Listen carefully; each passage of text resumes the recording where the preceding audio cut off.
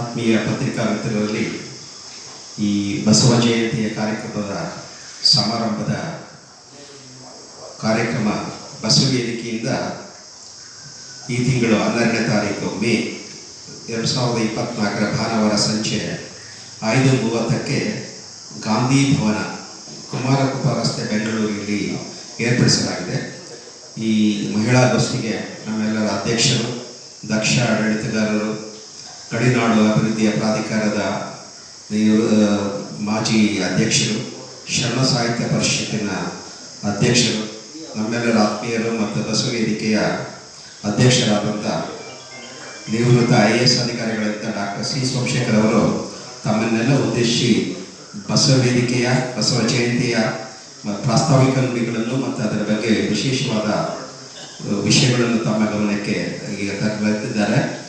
ಈ ಒಂದು ಗೋಷ್ಠಿಯಲ್ಲಿ ನಮ್ಮ ಕೋಶಾಧ್ಯಕ್ಷರು, ಹಿರಿಯ ವಕೀಲರು, ನಮ್ಮೆಲ್ಲರ ಆತ್ಮೀಯರಾದಂಥ ರುದ್ರಯ್ಯ ಸಾಹೇಬರು ಬಂದಿದ್ದಾರೆ. ಅವರಿಗೂ ಈ ಗೋಷ್ಠಿಗೆ ಸ್ವಾಗತ. ನಮ್ಮ ಕಾರ್ಯದರ್ಶಿಗಳು, ಬಸವ ವೇದಿಕೆಯ ಕಾರ್ಯದರ್ಶಿಗಳು ಹಾಗೂ ಸಂಘಟಕರಾದಂಥ ಮಲ್ಲಿಕಾರ್ಜುನ ಅವರು ಬಂದಿದ್ದಾರೆ. ಅವರಿಗೂ ಸ್ವಾಗತ. ನಾನು ಮಹಾಬಲೇಶ್ವರ ಅಂತ ಹೇಳ್ಬಿಟ್ಟು ಬಸವ ವೇದಿಕೆಯ ಕಾರ್ಯದರ್ಶಿಗಳಾಗಿದ್ದೇವೆ. ಹಾಗೂ ನಮ್ಮ ಚಂದ್ರಮೌಳಿಯವರು, ಗುರುಮಹೇಶು, ಸಿದ್ಧಲಿಂಗೇಶು, ಗಾಂಜಿಯವರು ಮತ್ತು ಚಿದಾನಂದ್ ಎಲ್ಲರೂ ಬಂದಿದ್ದಾರೆ. ಇವರೆಲ್ಲರಿಗೂ ಸ್ವಾಗತ ಮಾಡುತ್ತಾ ತಮ್ಮೆಲ್ಲ ಪತ್ರಿಕಾ ಮಿತ್ರರಿಗೆ ಆತ್ಮೀಯವಾಗಿ ಸ್ವಾಗತ ಮಾಡುತ್ತಾ ಈ ಕಾರ್ಯಕ್ರಮವನ್ನು ತಾವು ಯಶಸ್ವಿಯಾಗಿ ತಮ್ಮೆಲ್ಲ ಪತ್ರಿಕೆಗಳಿಗೆ ಬರುವಂತೆ ಮಾಡಬೇಕಂತ ಕೋರಿಕೊಳ್ಳುತ್ತೇವೆ.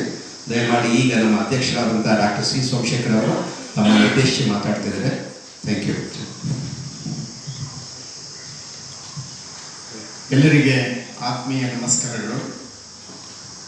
1991ರಲ್ಲಿ ಸ್ಥಾಪನೆಯಾದಂಥ ಸಂಸ್ಥೆ ಬಸವ ವೇದಿಕೆ. ಇದರ ಉದ್ದೇಶ ಬಸವಾದಿ ಶರಣರ ವಿಚಾರಧಾರೆಯನ್ನು ನಾಡು, ರಾಷ್ಟ್ರ ಮತ್ತು ವಿಶ್ವದಾದ್ಯಂತ ಪ್ರಚಾರ ಮಾಡಬೇಕು ಮತ್ತು ಆ ದಿಸೆಯಲ್ಲಿ ತಮ್ಮ ವಿಶಿಷ್ಟವಾದ ಸೇವೆಯನ್ನು ಸಲ್ಲಿಸಿರುವಂಥ ಮಹಾನುಭಾವರಿಗೆ, ವಿವಿಧ ಕ್ಷೇತ್ರಗಳಲ್ಲಿನ ಸಾಧಕರಿಗೆ ಬಸವಶ್ರೀ ಪ್ರಶಸ್ತಿ, ವಚನ ಸಾಹಿತ್ಯ ಶ್ರೀ ಪ್ರಶಸ್ತಿ ಕೊಡಬೇಕೆಂಬ ಹೆಬ್ಬಯಕೆಯಿಂದ ಪ್ರಾರಂಭವಾದಂಥ ಈ ಸಂಸ್ಥೆ 1996ರಿಂದ ಬಸವಶ್ರೀ ಪ್ರಶಸ್ತಿಯನ್ನು ಕೊಡ್ತಕ್ಕಂಥ ಒಂದು ವಿಶಿಷ್ಟವಾದಂಥ ಕಾರ್ಯವನ್ನು ನಿರ್ವಹಿಸ್ತಾ ಬಂದಿದೆ. ಕರ್ನಾಟಕದಲ್ಲಿ ಯಾರೂ ಸಹ ಬಸವಶ್ರೀ ಪ್ರಶಸ್ತಿಯನ್ನು ಊಹಿಸಿಕೊಳ್ಳದೇ ಇದ್ದ ಸಂದರ್ಭದಲ್ಲಿ ಪ್ರಪ್ರಥಮ ಬಾರಿಗೆ ನಮ್ಮ ಬಸವ ವೇದಿಕೆ ಬಸವ ಜಯಂತಿಯನ್ನು ಬಹಳ ಅರ್ಥಪೂರ್ಣವಾಗಿ ಬೃಹತ್ತಾದ ಪ್ರಮಾಣದಲ್ಲಿ ಆಚರಿಸುವ ಜೊತೆಗೆ ಬಸವಶ್ರೀ ಪ್ರಶಸ್ತಿಯ ಪರಿಕಲ್ಪನೆಯನ್ನು ಕೊಟ್ಟಂಥ ಸಾರ್ಥಕ್ಯ ಭಾವ ನಮ್ಮದಾಗಿದೆ. ನಾವು ಬಸವಶ್ರೀ ಪ್ರಶಸ್ತಿ ಪ್ರಾರಂಭ ಮಾಡಿದ ಮೇಲೆ ವಿವಿಧ ಮಠಗಳು, ಸಂಸ್ಥೆಗಳು ಈ ಪ್ರಶಸ್ತಿಯನ್ನು ಇನ್ನಿತರ ಬೇರೆ ಬೇರೆ ಹೆಸರುಗಳಲ್ಲಿ ಪ್ರಾರಂಭ ಮಾಡಿತು. ಹಾಗೆ ಕರ್ನಾಟಕ ಸರ್ಕಾರ ಬಸವ ಪುರಸ್ಕಾರವನ್ನು ಕೊಡಲಿಕ್ಕೆ ಆ ಒಂದು ವಿಚಾರ ಚಿಗುರೊಡೆದದ್ದು ಸಹ ಬಸವ ವೇದಿಕೆಯಲ್ಲಿ ನಡೆದಂಥ ಸಮಾರಂಭಗಳ ಒಂದು ಕ್ಷಣಗಳಲ್ಲಿ ಅನ್ನುವ ಒಂದು ಸಾರ್ಥಕ್ಯ ಭಾವವನ್ನು ಹೊಂದಿದೆ.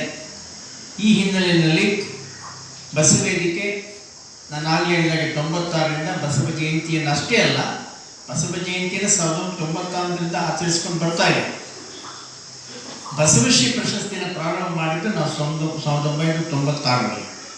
ಕೇವಲ ಬಸವ ಜಯಂತಿ ಆಚರಣೆ ಮಾಡಿ ನಮ್ಮ ಕಾರ್ಯವನ್ನು ಮುಗಿಸಿದ್ವಿ ಎನ್ನುವ ಪರಿಕಲ್ಪನೆ ಬಾರದ ಹಾಗೆ ಸಾಮಾಜಿಕ, ಆರ್ಥಿಕ ಮತ್ತು ಧಾರ್ಮಿಕ ಕ್ಷೇತ್ರದಲ್ಲಿ, ಶೈಕ್ಷಣಿಕ ಕ್ಷೇತ್ರದಲ್ಲಿ ವಿಶಿಷ್ಟ ಸೇವೆ ಸಲ್ಲಿಸಿದ ಮಹಾನುಭಾವರನ್ನು ಆ ಮಹಾನ್ ಮಾನವತಾವಾದಿ ಬಸವಣ್ಣ ಹೆಸರಿನಲ್ಲಿ ಗುರುತಿಸಿ ಅವರಿಗೆ ಬಸವಶ್ರೀ ಪ್ರಶಸ್ತಿ ಕೊಡ್ತಕ್ಕಂಥ ಸಂಪ್ರದಾಯ ಪ್ರಾರಂಭ ಆಯಿತು.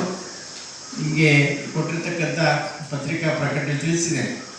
BD ಜತ್ತಿಯವರಿಗೆ, ಸನ್ಮಾನ್ಯ ನಿಜಲಿಂಗಪ್ಪನವರಿಗೆ, ಮೋದಿಯವರಿಗೆ, ಜವರೇಗೌಡರಿಗೆ, H ನರಸಿಂಹಯ್ಯನವ್ರಿಗೆ, ಶಿವರಾಜ್ ಪಾಟೀಲ್ ಜಸ್ಟಿಸ್ ಅವರಿಗೆ, ಡಾಕ್ಟರ್ ಕಂಬಾರ್ ಅವರಿಗೆ, ಡಾಕ್ಟರ್ DM ನಂಜುಂಡಪ್ಪನವರಿಗೆ, ಜಸ್ಟಿಸ್ ಶಿವರಾಜ್ ಪಾಟೀಲ್ ಅವರಿಗೆ, ನಾಡೋಜ ಚಂದ್ರಶೇಖರ್ ಕಂಬಾರ್ ಅವರಿಗೆ, ಡಾಕ್ಟರ್ DM ನಂಜುಂಡಪ್ಪನವರಿಗೆ, ಪಾಟೀಲ್ ಪುಟ್ಟಪ್ಪನವ್ರಿಗೆ, ನ್ಯಾಯಮೂರ್ತಿ ಮಳಿಮಠ್ ಅವರಿಗೆ, SP ಬಾಲಸುಬ್ರಹ್ಮಣ್ಯಂ ಅವರಿಗೆ, GS ರುದ್ರಪ್ಪನವ್ರಿಗೆ, ಡಾಕ್ಟರ್ ಸುಧಾಮೂರ್ತಿ ಅವರಿಗೆ, ಧರ್ಮಾಧಿಕಾರಿ ವೀರೇಂದ್ರ ಹೆಗಡೆ ಅವರಿಗೆ, ನಾಡೋಜಿ ಡಾಕ್ಟರ್ ಎಣಿಗಿ ಬಾಳಪ್ಪನವರಿಗೆ, ನಾಡೋಜ ಚನ್ನವೀರ್ ಕಣಿವೆಯವರಿಗೆ, ಡಾಕ್ಟರ್ ಕಲ್ಬೂರ್ಗಿಯವರಿಗೆ, ಭಾರತ ರತ್ನ CNR ರಾವ್ ಅವರಿಗೆ, ಶ್ರೀ ವಿಜಯ ಸಂಕೇಶ್ ಅವರಿಗೆ, ಶ್ರೀ ರವಿಶಂಕರ್ ಗುರೂಜಿ ಅವರಿಗೆ, ಡಾಕ್ಟರ್ ಪ್ರಭಾಕರ್ ಕೋರೆ ಅವರಿಗೆ, ಇಸ್ರೋ ವಿಜ್ಞಾನಿ ಕಿರಣ್ ಕುಮಾರ್ ಅವರಿಗೆ ಮತ್ತು ಯೋಗದ ಆಧ್ಯಾತ್ಮಿಕ ಕೇಂದ್ರದ ಡಾಕ್ಟರ್ HR ನಾಗೇಂದ್ರ ಅವರಿಗೆ, ಚಾಮರಾಜನಗರದ ದೀನಬಂಧು ಆಶ್ರಮ ಮತ್ತು ನಮ್ಮ ಶಿವರುದ್ರಪ್ಪನವರ ಅಳಿಯಂದ್ರಾದ ಜಯದೇವ್ ಅವರಿಗೆ ಕೊಟ್ಟಿದೆ.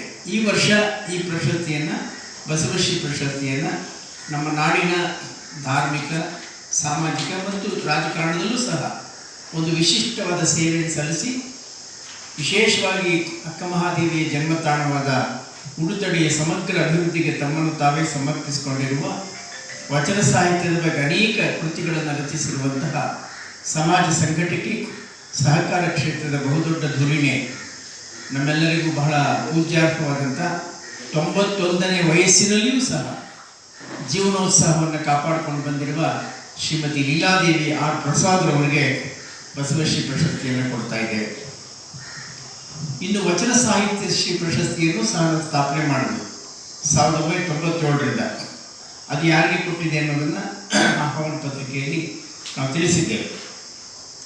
ಆ ಪ್ರಶಸ್ತಿಯನ್ನು ಯಾರು ಕೊಡ್ತೇವೆ ಅಂದರೆ, ವಚನ ಸಾಹಿತ್ಯದ ಬಗ್ಗೆ ಹೆಚ್ಚಿನ ಆಸಕ್ತಿಯನ್ನು ವಹಿಸಿ ವಚನ ಸಾಹಿತ್ಯ ರಚನೆ ಮಾಡಿರೋರಿಗೆ, ವಚನ ಸಾಹಿತ್ಯದ ಸಂಗೀತದಲ್ಲಿ ಹೆಚ್ಚಿನ ಪರಿಶ್ರಮ ಹೊಂದಿರೋರಿಗೆ, ವಚನ ಸಾಹಿತ್ಯ ಸಂಗೀತವನ್ನು ನೃತ್ಯ ರೂಪಕದಲ್ಲಿ ಅದನ್ನು ಅಭಿವ್ಯಕ್ತಿಗೊಳಿಸಿ ಆ ಮೂಲಕ ವಚನ ಸಾಹಿತ್ಯ ಪ್ರಚಾರ ಮಾಡಿದಂಥ ಒರೇ ಮಹಾನ್ ಭಾವರಿಗೂ ಸಹ ನಾವು ಈ ಪ್ರಶಸ್ತಿ ಕೊಡ್ತಾ ಬಂದಿದ್ದೇವೆ. ಈ ವಚನ ಸಾಹಿತ್ಯ ಶ್ರೀ ಪ್ರಶಸ್ತಿಯನ್ನು ಈ ಬಾರಿ ನಮ್ಮ ಪ್ರಖ್ಯಾತ ಹಿಂದೂಸ್ತಾನಿ ಗಾಯಕರಾದಂಥ ಸನ್ಮಾನ್ಯ ಪಂಡಿತ್ ಅಂಬಯ್ಯನುಲಿ ಅವರಿಗೆ ಕೊಡ್ತಾ ಇದ್ದೇವೆ. ಅಂಬಯ್ಯನುಲಿಗೆ ಅನೇಕ ಪ್ರಶಸ್ತಿಗಳು ಬಂದಿವೆ, ರಾಜ್ಯೋತ್ಸವ ಪ್ರಶಸ್ತಿಯೂ ಸೇರಿದಂತೆ. ಅವರು ಪ್ರಖ್ಯಾತ ಹಿಂದೂಸ್ತಾನಿ ವಚನವನ್ನು ಬಹಳ ಸೊಗಸಾಗಿ ಆಡ್ತಾರೆ. ವಚನ ಸಾಹಿತ್ಯವನ್ನು ಬಹಳ ಸುಂದರವಾಗಿ ಅಭಿವೃದ್ಧಿಗೊಳಿಸ್ತಕ್ಕಂಥ ಸಾಮರ್ಥ್ಯ ಹೊಂದಿರತಕ್ಕಂಥ ಪಂಡಿತ್ ಅಂಬಯ್ಯನುಲಿ ಅವರಿಗೆ ವಚನ ಸಾಹಿತ್ಯ ಶ್ರೀ ಪ್ರಶಸ್ತಿ ಕೊಡ್ತಾ ಇದ್ದೇವೆ. ಈ ಸಮಾರಂಭ 12ನೇ ತಾರೀಕು. ನಾವು ಸಾಮಾನ್ಯ 10ನೇ ತಾರೀಕು ಬಸವ ಜಯಂತಿ ದಿವಸ ಯಾಕೆ ಮಾಡೋದಿಲ್ಲ ಅಂದರೆ, ಅವತ್ತೆಲ್ಲ ಕಡೆ ಬಸವ ಜಯಂತಿ ಕಾರ್ಯಕ್ರಮ ನಡೀತಾ ಇರುತ್ತೆ. ಹಾಗಾಗಿ ಆ ಸಂದರ್ಭದಲ್ಲಿ ಜನರು ನಮ್ಮ ಕಾರ್ಯಕ್ರಮದಲ್ಲಿ ಪಾಲ್ಗೊಳ್ಳಲು ತೊಂದರೆ ಆಗಬಾರ್ದು ಅಂತೇಳಿ ನಾವು ಸಾಮಾನ್ಯವಾಗಿ ಆ ದಿನದ ನಂತರ ಬರ್ತಕ್ಕಂಥ ಭಾನುವಾರ, ಶನಿವಾರ ಮಾಡ್ತೇವೆ. ಈ ವರ್ಷ ಈ ಕಾರ್ಯಕ್ರಮವನ್ನು ಭಾನುವಾರ ಮಾಡ್ತಾ ಇದ್ದೇವೆ. ಅಂದರೆ 12ನೇ ತಾರೀಕು ಸಂಜೆ 5:30ಕ್ಕೆ ಬೆಂಗಳೂರಿನ ಗಾಂಧಿ ಭವನದಲ್ಲಿ ಕಾರ್ಯಕ್ರಮ ನಡೆಯಲಿದೆ. ಈ ಕಾರ್ಯಕ್ರಮ ದಿವ್ಯ ಸಾನ್ನಿಧ್ಯವನ್ನು ಆದಿಚುಂಚನಗಿರಿ ಮಹಾಸಂಸ್ಥಾನ ಮಠದ ಪೀಠಾಧ್ಯಕ್ಷರು, ಪರಮ ಪೂಜ್ಯರು ಆದಂಥ ಜಗದ್ಗುರುಗಳಾದ ಶ್ರೀ ಶ್ರೀ ಶ್ರೀ ಡಾಕ್ಟರ್ ನಿರ್ಮಲಾನಂದನಾಥ ಮಹಾಸ್ವಾಮಿಗಳು ಕಾರ್ಯಕ್ರಮದ ಸಾನ್ನಿಧ್ಯ ವಹಿಸ್ತಾರೆ. ಉದ್ಘಾಟನೆ ಮತ್ತು ಬಸವಶ್ರೀ ಪ್ರಶಸ್ತಿಯನ್ನು ನಮ್ಮ ನಾಡಿನ ನಿಕಟಪೂರ್ವ ಮುಖ್ಯಮಂತ್ರಿಗಳಾದ ಬಸವರಾಜ ಬೊಮ್ಮಾಯಿಯವರು ನೆರವೇರಿಸಲಿದ್ದಾರೆ.